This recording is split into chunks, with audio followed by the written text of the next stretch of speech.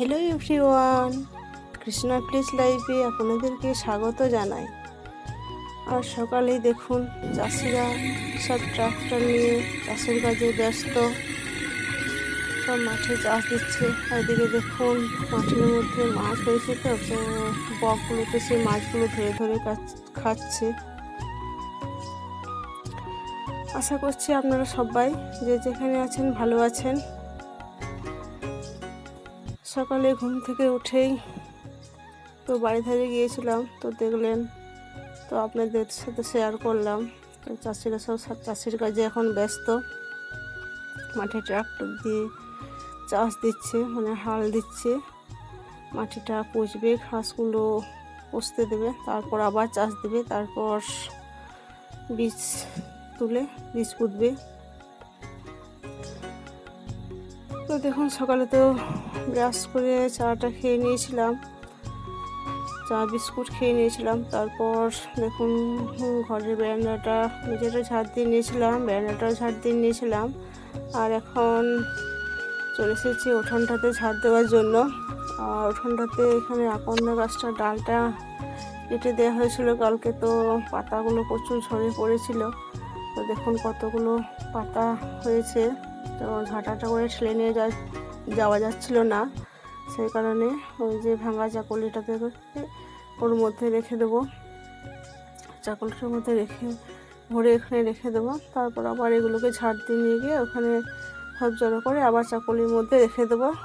আর একটা তো গরু আছে, তো গরুটার গোবর ফেলাবে আনন্দ, তখন ওই পাতাগুলোকে ওর সঙ্গে সারে ফেলে দিয়ে আসবে।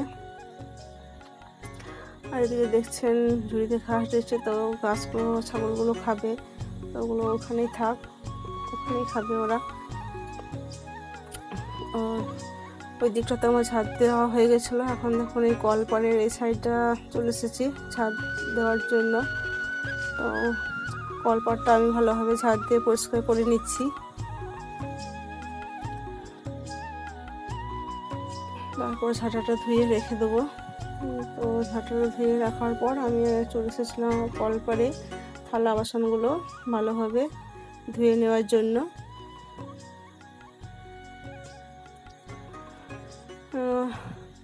সকাল সকাল সমস্ত কাজ সেরে তারপর আমাকে 10টা সাড়ে 10টার মধ্যে বিদ্যালয়ে যেতে হবে।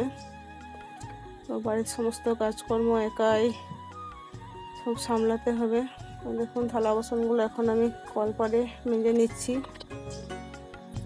আর এদিকে জানেন তো এই ছাগল ছানাগুলো আমাকে প্রত্যেক দিন প্রচণ্ড জ্বালাতন করে। এই দেখুন আমি যখন থালা মানছিলাম, এই দেখুন ফোনটাকে ও আমার প্রত্যেক দিন উল্টে ফেলে দিচ্ছে, আর ফোনের উপরে উনি আমরা নিজেই দাঁড়িয়ে আছেন, আর ওনার ছবিটাই দেখতে পাওয়া যাচ্ছিল। দেখলেন তো, মানে এমন দুষ্টুমি করে না, যেখানে যাবেন সেখানে পেছন পেছন যাবে, মানে মানুষ প্রিয় হয়ে গেছে সেই কারণে। তো এখন দেখুন থালা বাসনগুলো মাজা হয়ে গেছিলো, তারপর ওগুলোকে ধুয়ে পরিষ্কার করে নিলাম। তারপর কলতলাটা ভালোভাবে জল দিয়ে পরিষ্কার করে নিলাম।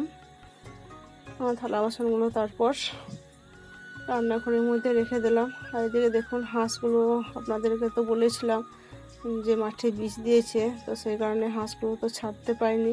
হাঁসগুলো ঘরের মধ্যে এখন কদিন থাকবে, তো ঘরে সারাদিন ওরা বন্দি হয়ে আছে। আর এদিকে দেখুন দুটো ডিম দিয়েছিল, তো সেই ডিম দুটোকে ভালোভাবে ধুয়ে নিলাম। তো দেখলেন তো ছাগল ছানাটাও ডিম দুটোকেও খাবার মনে করে খেতে চলে আসছিলো, মানে যেখানে যাবেন সেখানেই পেছন পেছন ওরা পিছু নেবে। তারপর ডিমগুলোকে রেখে দিয়েছিলাম। আর এদিকে দেখুন আনন্দ আমাদের মাঠে থেকে শাক নিয়ে এসেছে, কুলেখাড়া শাক। আর এই শাকগুলো খুবই উপকারী, মানে রক্তাল্পতা দূর হয় এই কুলেখাড়া শাক খেলে। তো সেই কুলেখাড়া শাকগুলোকে প্রচণ্ড ঘাস ছিল, তো সব একসঙ্গে কেটে নিয়ে চলে এসেছিলো, তো সেগুলোকে বেছে বেছে সব রেডি করে তারপর কেটে দেখুন কড়াইয়ের মধ্যে চাপিয়ে দিয়েছি। আর এদিকে দেখুন রান্না হবে সোয়াবিনে, কলাতে, ডিমে, আলুতে ঝোল মতো, আর করবো কুমড়ো সবজি করব। আর শাকগুলো দেখলেন সেদ্ধ করতে দিয়েছি, ওগুলো ভেজে নেব। আর দেখুন তো কুকারের মধ্যে তো ভাতটা নামিয়ে নিয়েছিলাম, তারপর ওভেনটার মধ্যে কড়াই চাপিয়ে দিয়েছিলাম। আর এখন তেল দিয়ে কলাগুলোকে ফার্স্টে কষে নিলাম, আর তারপর গ্যাসটা একটু কমিয়ে দিয়েছিলাম কলাগুলো কষতে কষতে। ততক্ষণে আমি মশলাটাও রেডি করে নিলাম শিলবাটাতে বেটে। তারপর দেখুন কলাগুলো তো আমার এখন কষা হয়ে গেছে, তো ওগুলোকে তুলে এখন রেখে দেবো। আর দেখুন কি সুন্দর হয়েছে। তো ওগুলোকে রেখে দেওয়ার পর এখন ওই যে তেলটা ছিল ওই তেলটার মধ্যেই সয়াবিনগুলো ভালোভাবে ভেজে নেব। সয়াবিনগুলো ভালোভাবে ভাজা হয়ে গেলে ওগুলোকে নামিয়ে রেখে দেব। তারপর মশলাটা ভালোভাবে কষিয়ে নেব। আর দেখুন সয়াবিনগুলো এখন নামিয়ে নিলাম। তারপর কড়াইয়ের মধ্যে তেল দিলাম, তেল দেওয়ার পর কালো জিরে আর তেজপাতা দিলাম। অন্যদিন 5 ফোড়ন দিই, তো আজ 5 ফোড়ন দিলাম না, আর শুধুমাত্র কালো জিরে আর তেজপাতা দিলাম। তারপর মশলাটা কড়াইয়ের মধ্যে ঢেলে দিলাম। তো মশলাটাকে ভালোভাবে কষিয়ে নেব। আর দেখুন মশলাটাকে এখন কষিয়ে নিচ্ছি। মশলা থেকে যখন তেল ছাড়বে তখন জানবেন যে কষানো হয়ে গেছে। তো এখন দেখুন মশলাটা তো আমার ভালোভাবে কষানো হয়ে গেল। তো ওর মধ্যে জল দিয়ে দিলাম হালকা, তারপর মশলাটাকে নেড়ে নিলাম, তারপর আবার জল দিয়ে দিলাম কিছুটা পরিমাণ। আর এখন কষে রাখা সয়াবিন এবং কলাগুলো দিয়ে দেব। আর আজকে জানেন তো আলু দিইনি, অন্যদিন আলুতে কলাতে সয়াবিনে ঝোল করি, তো আজকে ডিমে সয়াবিনে আর কলাতে ঝোল করব। তো তারপর দেখুন পরিমাণ মতো লবণ দিয়ে দিলাম, লবণ দিয়ে একটু নেড়ে দিলাম। ওইদিকে যে কড়াইটা আছে আরেকটা ওখানে, ওটার মধ্যে ডিম ভেজে নেব। আর দেখুন বাটির মধ্যে কুচানো পেঁয়াজ রেখেছিলাম, তো কুচানো পেঁয়াজগুলোর মধ্যে আমি লবণ মাখিয়ে রেখেছিলাম। তারপর দুটো ডিম ওর মধ্যে দিয়ে ভালোভাবে ফেটিয়ে নিলাম। তো পেঁয়াজ কুচিগুলো তারপর ভালোভাবে মিক্স করে নিলাম। আর এখন দেখুন ডিমটা ভাজা হয়ে গেলে ওগুলোকে কেটে কেটে ছোটো ছোটো করে কেটে ঝোলের মধ্যে দিয়ে দেবো। তো ঝোলের মধ্যে একটু ফুটে গেলে তারপর নামিয়ে দেবো, তাহলে টেস্ট হবে খুব সুন্দর। তো এখন দেখুন ডিমগুলোকে তো আমি দিয়ে দিলাম কড়াইয়ের মধ্যে, তো রান্না হয়ে যাবে। তারপর কুমড়ো সবজিটা আছে সেটাকেও চাপিয়ে নেব। তো কুমড়ো সবজি, শাক ভাজা আর এই যে ডিমের কলার আলুতে ঝোল হবে। তো সব রান্না করার পর ছেলেটাকেও আর বাবাকেও ভাত দিয়ে দেবো। ওরাও ভাত খেয়ে ছেলে বাবা আনন্দ, মানে আমার বাচ্চাটাকে স্কুলে নিয়ে যাবে। তারপর আমিও খেয়ে দিয়ে স্কুলে যাব। আর এখন রান্না করার পর এখন বাজে 9:30। তো আমি তারপর স্নান সেরে ঠাকুরকে ফুল জল করে নিলাম। ঠাকুরকে ফুল জল করে নেওয়ার পর সবাই মিলে খাওয়া দাওয়া করা হয়ে গেছিলো। আর এখন দেখুন এখন তো শ্বশুরমশাই বাড়িতে নেই, মেয়ের বাড়ি গেছে, তো সেই কারণে দরজাগুলো সব তালা লাগিয়ে দিলাম। উনি থাকলে স্কুল করতে হয় না, তালা লাগাতে হয় না।